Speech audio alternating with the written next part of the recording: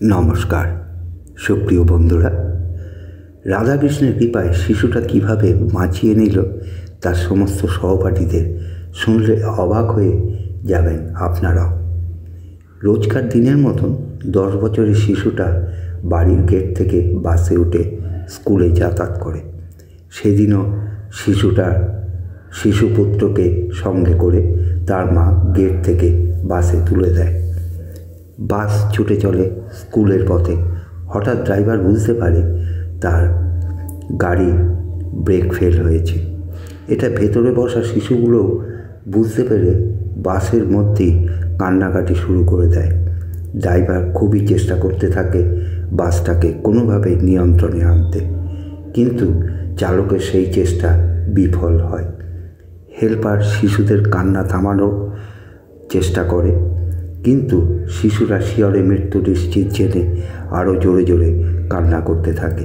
সেই সময় 10 বছরের শিশুটার হঠাৎ মনে পড়ে যায় তার মা তাকে বলতো, কখনো কোনো বিপদে পড়লে ভগবান রাধাকৃষ্ণকে যেন সে স্মরণ করে, তাহলে আর কোনো বিপদই তাকে স্পর্শ করতে পারবে না।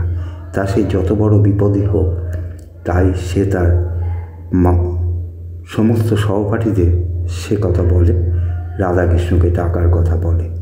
কিন্তু প্রতিষ্ঠিত নামকরা ইংরাজি স্কুলের সহপাঠী অনেকে রাধাকৃষ্ণের নামই শোনেনি, আবার যারা নাম শুনেছে তারা বিশ্বাস করতে চায় না।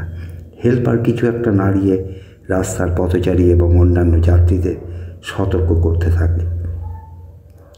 নিশ্চিত মৃত্যু জেনে চালক ও হেল্পার দুজনেই বৃথা চেষ্টা চালিয়ে যেতে থাকে।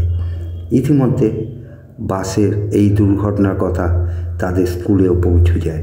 শিশুটি একাই তখন কারো সহযোগিতা ছাড়াই রাধাকৃষ্ণের কাছে বাসের সমস্ত সহপাঠী যাত্রীদের প্রাণ ভিক্ষা চাইতে থাকে।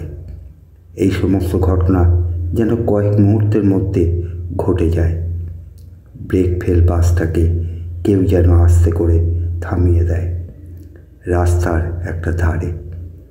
বন্ধুরা, রাধাকৃষ্ণের ভক্ত অকুতোভয় নির্ভীক শিশুটার এই নিঃস্বার্থ প্রার্থনার জন্য তাকে একটা লাইক দেবেন, চ্যানেলটাকে সাবস্ক্রাইব করে পাশে থাকবেন।